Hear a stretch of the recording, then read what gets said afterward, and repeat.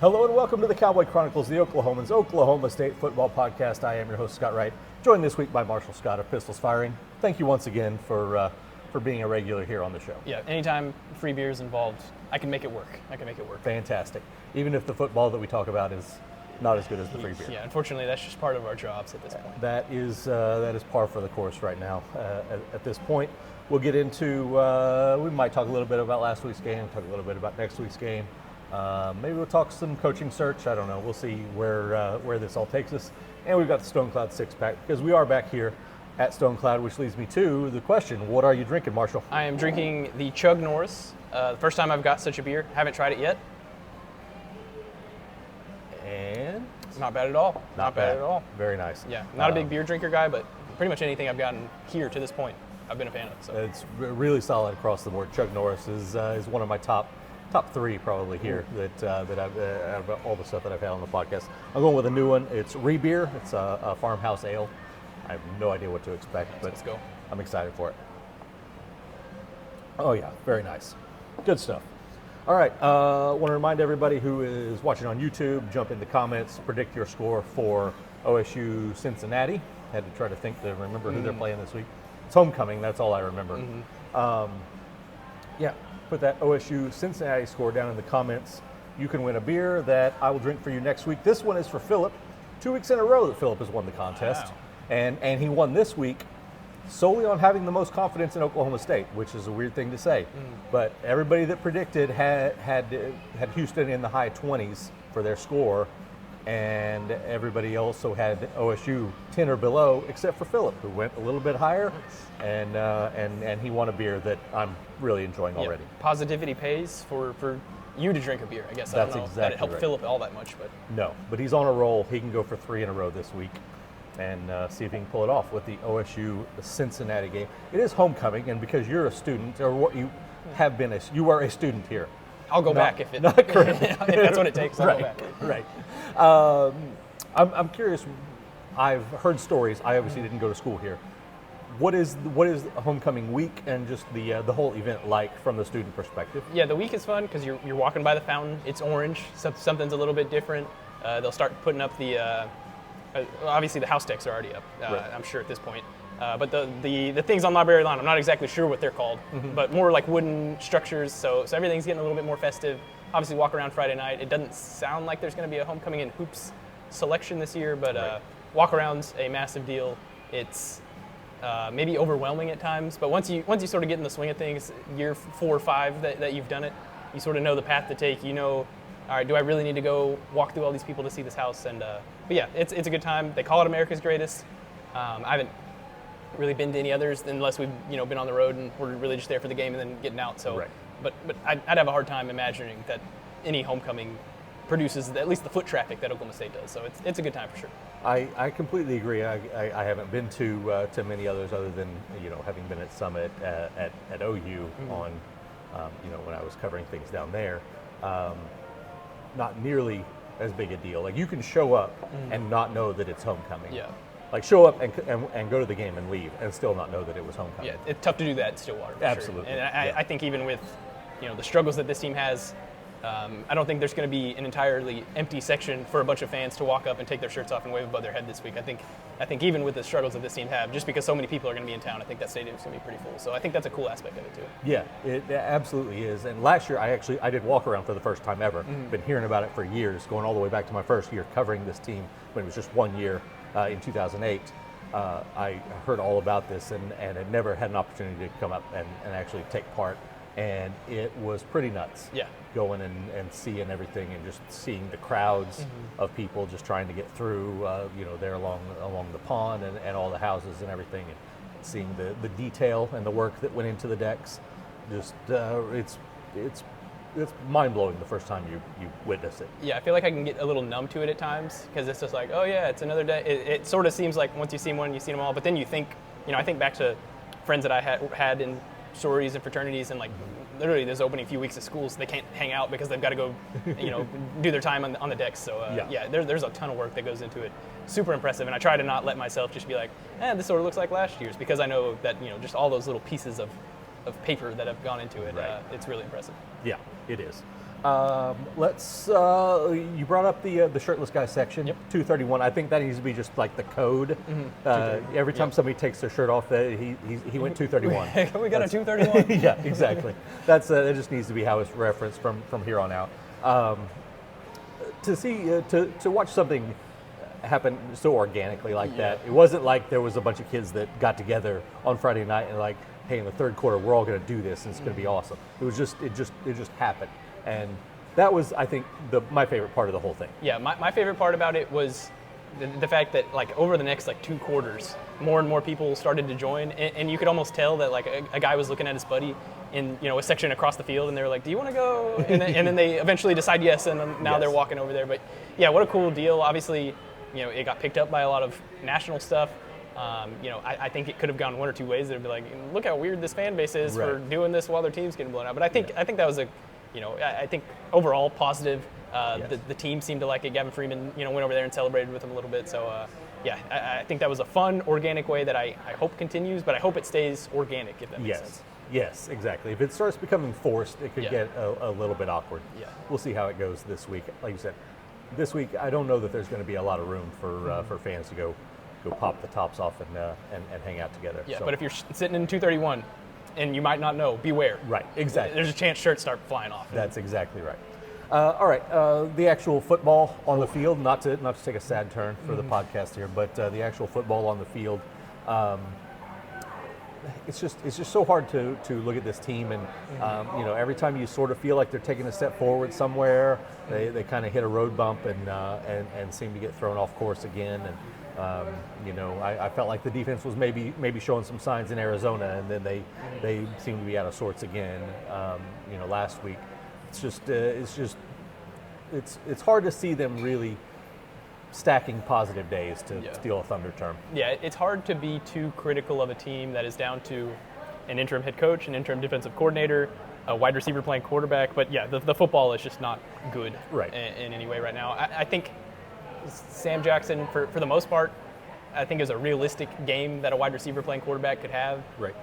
The passing numbers weren't great, but in his defense, they haven't been great the last handful of weeks, really, whenever they had quarterbacks playing quarterback. So, I think that's a little bit on the quarterback situation. I think that's a little bit on receivers not getting open. But like I said, it's just hard to really go in on them too hard, just with everything that's going on. I will say that, and Meacham mentioned this a little bit after the game, that they need to start just handing Rodney Fields the ball instead of doing some crazy stuff. And I think there was maybe a little bit too much of that just in general on Saturday. There was maybe, this is the third week now that trick plays have essentially been the offense, and I think at some point it needs to get a little bit more traditional. If Sam Jackson's going to stay the quarterback, zone reads and speed options can be used, maybe not quarterback throwbacks and all that stuff, but like I said, it's so hard to just be overly critical based on everything that's happening. So it's not any fun to watch, but it is what it is at this point. Yeah, it is. The thing that fascinated me the most, and I know you were there for some of this while I was there talking to Clint Bowen, was the level of criticism about like basic fundamentals that he was bothered by. And I don't know if that's a byproduct of the fact that you brought in a guy that has coached in Todd Grantham, that's been a guy at the NFL level. He's been at the SEC level, where he's probably not necessarily going down and drilling a lot of those type of things throughout the course of the week. Maybe that's a byproduct of that. But I was fascinated to hear the way Clint Bowen talked about that. Did that take you by surprise at all? Yeah, I think because he's mentioned that a little bit the 2 times that we have talked to him, and it could be that Grantham stuff. It could be a matter of fact that most of these guys are new to this team, and the guys that aren't new to this team, they're on like their 5th defensive coordinator at this point. Right. So I imagine mixed messages about like, hey, this is how you tackle. Well, now you're actually using this technique, and now you're actually using this technique. I imagine that can get pretty chaotic. One thing I found interesting about the defense, they used a little bit more 3-down fronts in that game, which was, they bring in Nardo to run the 3-3-5, then the 3-3-5 gets kicked out, and then Nardo gets kicked out, and then they bring in another defensive coordinator, and now they have an interim defensive coordinator, and now they're running the 3-3-5. Like, what is going on? So I found that stuff a little interesting. It sounded like he wanted to, help those guys on the back end a little bit, because that's been, or the majority of the chunk plays that they've been giving up are. But I think there are. I felt more positive about the defense coming out of that game than I did the offense, but that's maybe not saying a ton on either side. Right. No, I would agree with that. I think the secondary between just having some different philosophies, I think, from Bowen, who is a secondary guy, played safety, did a lot of secondary coaching. The new philosophies of him and new players, guys that weren't getting a ton of first-team reps, even in practice, even second-team reps in some cases, are playing a lot of regular minutes now. I think that's just there's a lot of things that are happening right now with this team that should have been happening in spring in a normal situation. So I think the learning curve is they're still climbing that hill right now. Yeah, and Landon Cleveland had a chance at 2 picks, and he's only a true sophomore, so you like that he's in that spot, right. And maybe with a little bit more experiences, those turn into interceptions, and at that point, you're feeling pretty good about the defense if he gets those 2 interceptions. You mentioned, like, Mordecai McDaniel, basically before the coaching change, wasn't playing. Right. Armstrong Nodum has switched from defensive end to defensive tackle, and this was his highest usage game. So yeah, there are a lot of guys who maybe even I guess with Armstrong and with those safeties it makes sense, but I feel like there's a lot of guys even before that who, with the coaching change, maybe this group just sees them in a better light or for what they're trying to accomplish. So there's been a lot of that going on. So where it's even thinking about the running back thing, I have no clue what Oklahoma State is or is doing at running back. I think Rodney Fields is their guy, and past that, I don't know. I think they've got options. They just, I'm not sure that they know what they want to do with them yet. So, yeah, it's been rotating coaches, rotating players. Who knows? Who knows what's going on? At all surprised to see the trajectory of Caleb Hicks be what it's been? Mm-hmm. Yeah, because going into that first game, he was the guy, it seemed like. Obviously, Rodney Fields was hurt, but for him to get all of those carries, and then I left the first game thinking Sesi Falahi had the best first game of all the running backs, and then he basically didn't play until that last drive on Saturday. Right. Trent Howland has looked really good whenever they've handed him the ball this year. They just haven't handed him the ball this year a ton. Right. Yeah. He basically scores a touchdown that gets called back, but then finishes that game with 1 carry for 1 yard. So it's like I don't really know what's going on with the running back situation. That was something I wanted to get with Meacham about, but we got to start talking tight end, start talking homecoming, and sort of just didn't get there today. Yeah. No, it's been very curious to me to see. I don't think Howland has necessarily. Maybe one of those games he didn't play because of injury. Obviously, he got hurt at Oregon. Yeah. But the opener sounded like he was perfectly healthy. The way Gundy talked that week after, I don't understand not using him more. I don't understand what's the situation is with Hicks, where he went from getting all the carries in the opener, got a lot of late carries, especially at Oregon. And then has sort of vanished from that point. It's been a very, very odd thing to try to dissect what exactly is going on there. That's happened a little bit at receiver as well. After the first game, Gundy's mentioned, got to get Christian Fitzpatrick the ball more. That Tulsa game, he has a couple of drops that basically seemingly put him out of the rotation for the next game. Right. It seems like he's working in a little bit more now, but it's like, I don't even know who Oklahoma State's top targets are at receiver right now. I think Gavin Freeman, they're just trying to get the ball in his hands in space as much as they can, but there really hasn't been a guy that's just breaking open with a ton amount of success so far. So yeah, both of those skill positions, it's just like there's pieces, but I'm not exactly sure who fits where, and I'm not honestly sure that the coaches at this point exactly know who's fitting where. Right. Yeah, I agree. I was really excited all off season, going back to spring even, about Io Shotomai King, and he's hardly even really cracked the rotation. He played, I think, probably his most this week, but still not getting targeted. And feels like a guy that could use it tight end a little bit. He absolutely if could. They do need some of that. So he's a big body dude. But yeah, he was the darling of fall camp 2024. You're right. Io Shotomai King, and just hadn't necessarily taken that next step yet. But they did bring in a lot of guys, I guess. Right. They did. Just looking ahead to this week, we won't spend much time talking about this game. Cowboys a 3-touchdown underdog at this point. Do you think we do see, though, a little bit more development, a little bit more comfort maybe from Sam Jackson? Yeah, and that was a question I asked Doug Meacham. Just now he's got a full game of film that he could go back and look at, and I imagine just like being in that scenario for a whole game, I imagine stuff even started slowing down towards the end of the game for him a little bit. So I do think there will be steps taken forward. Something I'd like to see is I thought at different times he maybe was trying to play quarterback too much on the interception, for example. I think it was a 3rd and long, so I don't knock him for it, but some of me just wanted him to just run, just run that ball. And the 4th down play that gets batted down was an RPO that Meacham said after the get back that he should have ran. I almost wish that on those RPOs he's thinking run before he's thinking pass, because I just think that's probably best for the offense right now. But it's got to be going a million miles an hour at him right now. So it's hard to say. Exactly. I mean, you got to think he's, the way Meacham talks, this kid really studies the game from a quarterback perspective. But at the same time, if he's learning a play as a slot receiver and he thinks, okay, this is my route and I'm the number 2 option on this play, he knows where the number 1 option is, but he doesn't necessarily know what the defense around the number 1 option looks like, where he's having to think that way now, in the quarterback role and seeing things differently. Going back, I mean, it's stuff he's done before, but it's a different offense and all of those sorts of things. So I think he'll look a little bit more comfortable. I think they'll zero in a little bit more on what they like to do with him. And I'm with you. I would like to see him running the ball more because we've seen, even going back to spring, how dangerous he can be in space. So I think that could be a weapon.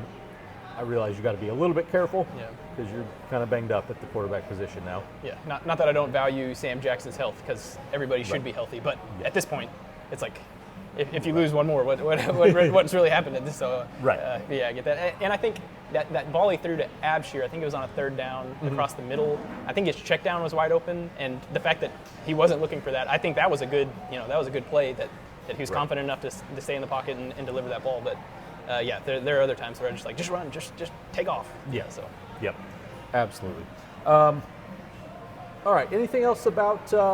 But we got to visit with some players. We had some interesting characters today that we haven't really talked to a lot. Yeah. So Aiden Kelly and Landon Dean, who I haven't gone back and checked, but might be the 2 smallest towns on the roster in Frontenac, Kansas. I don't know how to say I think that's pretty town. close. And then the Pride of Thomas. As a kid who grew up in Hinton, Thomas was a team that you were looking to beat all the time, and not often did Hinton beat Thomas. So it was fun talking to those guys. They talked about hunting and the different styles that they perform. Talked to Quentin Stewart today, one of the last 2 tight ends standing. I think all those guys were really good. Eric Bailey had I keep wanting to call him Thomas, Aiden Kelly, just because he's from Thomas. He had Aiden Kelly do a little bit of auctioneering just to sort of see what that was like. And Aiden, the nicest guy ever, was like, okay, this is a little awkward right here, but he went ahead and did it. So, I think, those guys and pretty much everybody we talked to have kept a positive attitude when it'd be really easy at this point to just be down in the dumps and honestly not be playing anymore. So. Right. Yep. I agree. A lot of respect for the coaches who are handling it the right way, the players who are handling it the right way, because I couldn't imagine being in this situation and facing what they are. Talk a little bit about the head coaching situation. Obviously, it's a weird thing because all the guys you're looking at are coaching other teams right now, or you assume so. But we're up to 8 coaches that have been fired at the FBS level now, and now you've got a really big hitter in Penn State. It's going to be coming out here and being involved in the search. Does OSU, even though it's all going on, with the search firm and agents and not really any, direct contact necessarily, does Oklahoma State need to ratchet up the intensity a little bit, the urgency a little bit right now at this point? I don't think right now they do, because I don't think that OSU and Penn State are going to be in the same pool of candidates. I think Penn State's going to go look for a proven guy and write him a blank check. I've heard a lot of Matt Rule talk because he went to school at Penn State, and that's just not really Oklahoma State. I don't think is seeking out Matt Rule to be their next football coach. But I think where things could get interesting is, say Matt Rule does go to Penn State. Now Nebraska's open. Right. Who does Nebraska get? What domino does that take over? So. Right now, I think even with the Michigan State opening, you'd imagine being in Michigan, they'd want somebody with Michigan or Ohio or Pennsylvania ties to sort of wrap that in. So I don't think they're necessarily in the same pool that Oklahoma State is in. I think right now it's Oklahoma State is in the pool with Arkansas for certain guys, which I think is like a fine place to be. So I don't think there's any need to hustle, but Ducks do need to be getting in a row at some point before they start making those moves. And Jim Knowles is now, I don't think Jim Knowles is going to be Oklahoma State's next head coach, but if you're going to talk to him, now's probably, now that his head coach just got fired, now's probably a pretty good time to sort of kick the tires on whatever that looks like. So I think that's all interesting. But the Penn State thing didn't send any alarm bells for me until these dominoes start to fall based on whoever they pick up. Right. And that's the thing that's tough for, especially like these group of 5 coaches that are going to be in the mix for a lot of these jobs, is like, how long do you wait to see what the next opening is? There are some out there that everybody kind of expects are going to happen at some point. Florida, maybe, things like that. But there's going to be some that nobody expects. I mean, I didn't expect Penn State to be not open at this point for sure. No. And 3 weeks ago, they were a top 5 team in the country. So Yeah, exactly. So, yeah, it's going to be interesting to see how the patience of some of these coaches works, and how the patience of the universities as they're trying to get out front of this and get the coach they want before there's something else that he might want on the board. So it's going to be very interesting to see how it all transpires. So Chad's mentioned a couple times he wants it to be a high integrity search, and by the way he talks about it, sounds like that means he doesn't want a lot to leak out. yes, I wonder how possible that is in a sport like football, where there are so many, national, based on whoever's coming out. So that's something I'm also a little interested to see as it further plays. Is this going to be something that surprises us one day and just like, hey, this is happening? Right. Or is this going to be something that some national guy leaks a little bit, and then you start to see the bread trails? So I'm sort of interested to see if that's even possible in a football world, Right. or if that's maybe something that's more realistic in basketball and wrestling and women's basketball, like he's done before. right. Because we've seen Chad keeps things very close to the vest. Does not let a lot of information out on his end. Obviously agents and those people do different things, but yeah, he's been very quiet on his end and how he handles these things. So I'm curious too to see, what is possible from that side, and what it all kind of looks like for those of us who are trying to cover it and keep up with what's going on. So, all right, Marshall. With that, I think it's time for the Stone Cloud six pack. Let's do it. So let's jump into this thing. We start with what has become a regular question, unfortunately. The first one off the top here on the Stone Cloud six pack: will Cincinnati score 40 points? Yes, I think that they will. They've had some success with the long ball this year, and unfortunately for Oklahoma State, that's where they've had some deficiencies this year. So that just sort of everything seems like it's adding up that Cincy's going to have a pretty big offensive day just based off what we've seen so far. So I'm going to go yes. Yeah, I'm right there with you. Brendan Sorsby, I wrote a story back at Big 12 Media Days, which feels like forever ago now, about all the experienced quarterbacks in this league. And I looked at Brendan Sorsby as kind of at the bottom of the pack. He's looked really solid so far. He's playing really well. And yeah, he's throwing for like 230 yards a game, and he's rushed for over 300 for the season. He's been a really solid player, and like you said, they've had some success throwing deep, and with what OSU is doing right now in the secondary, it feels like it can get a little bit scary. So yeah, I'm going over 40 as well. You mentioned Mordecai McDaniel earlier. 23 tackles the last 2 games, led the team, the only guy in double digits the last 2 games, 10 and 13. Will he be the leading tackler once again this week?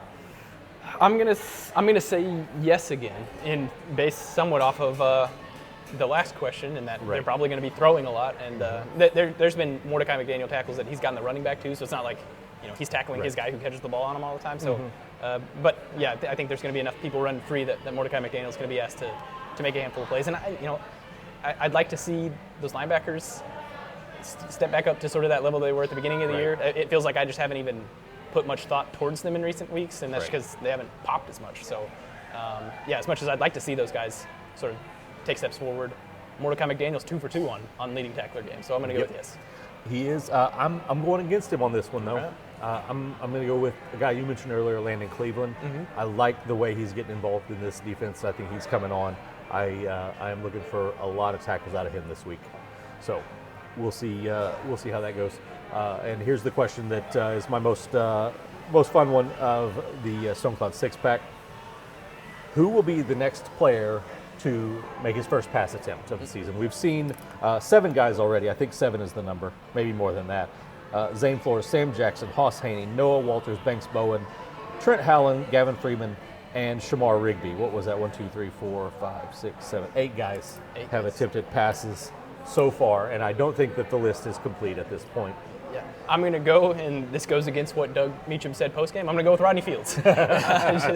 just because, they tried to snap on the ball the other day. The snap was off, so they had to fall on it. But he's just too around the ball too often to not get a pass, I think, at this point. So I'm going to go with Rodney Fields. I like that one.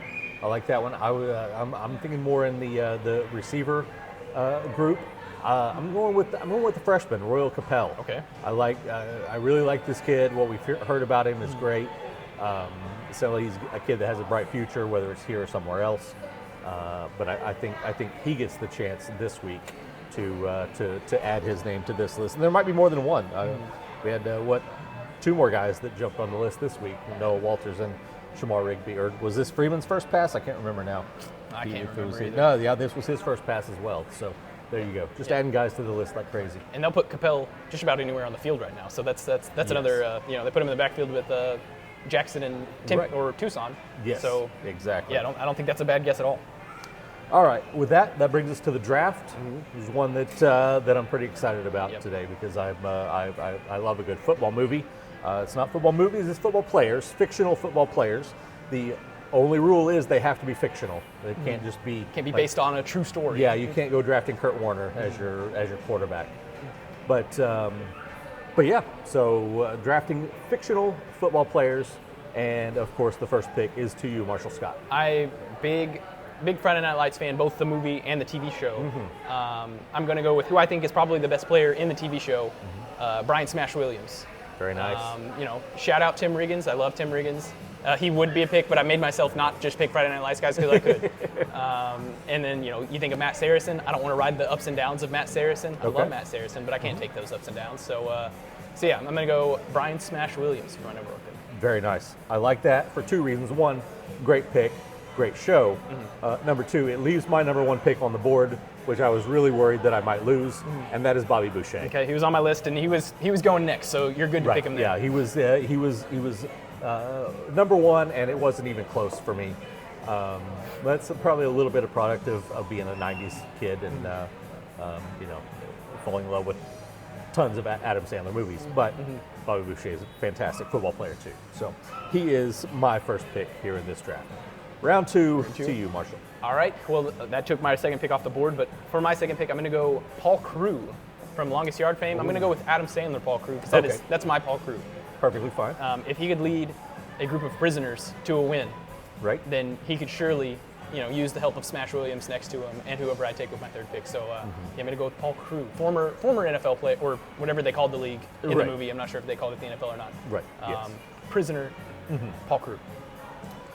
I feel like I need to get a quarterback right here, and so I think I'm going to go ahead and go that way. I've got a few of them on my list, but I'm going to go to the guy who actually indirectly inspired the whole draft idea, which is Willie Beeman of Any Given Sunday.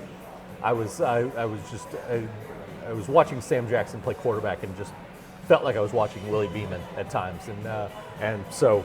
That's who I'm going to go with. That's like I said. That's what inspired this whole idea, and so he deserves to be on my team, I think. So I'll take him as my quarterback with Bobby Boucher leading my defense. My final pick, I'm going to take a movie that Doug Meacham has quoted a few times, I think, and that is Forrest Gump.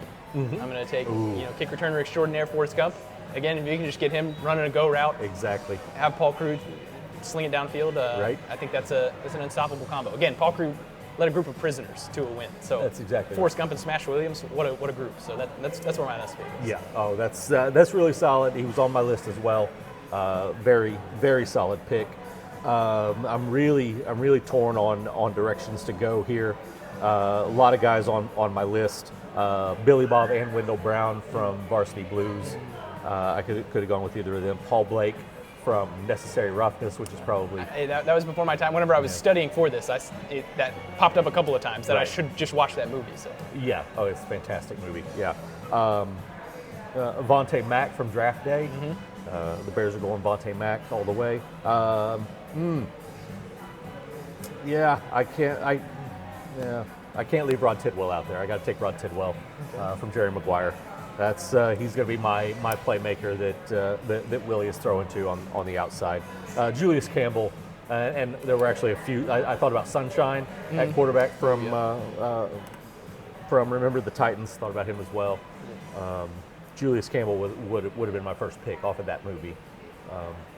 But I already got a really good defensive end, so I can't go any farther. The only person that was on my list that didn't get picked was Thad Castle. I don't know if you've seen Blue Mountain State. I have not. It's a TV show that was on MTV that probably doesn't hold up in modern day. It's Right, gotcha. It was a product of its time, but high school marshal, thought it was the funniest thing ever.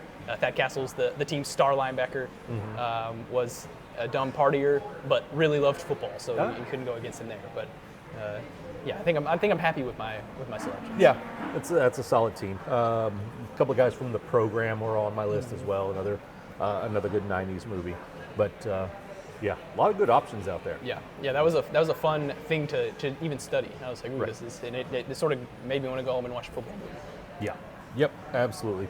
All right, well, you can go watch a football movie if you want. If you want to watch some not so exciting football, we'll be back over at Boone Pickens Stadium on Saturday for the homecoming game. Night game is fun for homecoming. Yes, absolutely.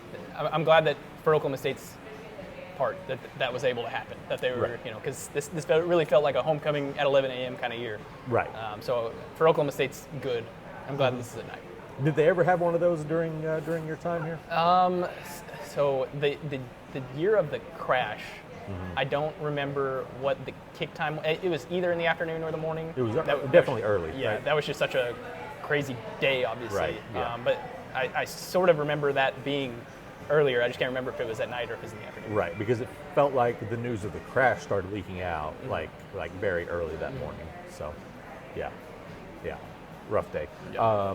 But one other thing, I was noticing a lot of band folks walking in to practice. Looked like they were going to try to do their work inside because it is a little bit rainy out here. I felt bad for them. Number one, it seems a little bit dangerous to be carrying something that large and metal around in the rain. But band kids are tough. Yeah, they no are. complaints. Right. They're probably just tooting, making music, and having a good time. So yeah, I respect them. I respect them for that. Absolutely.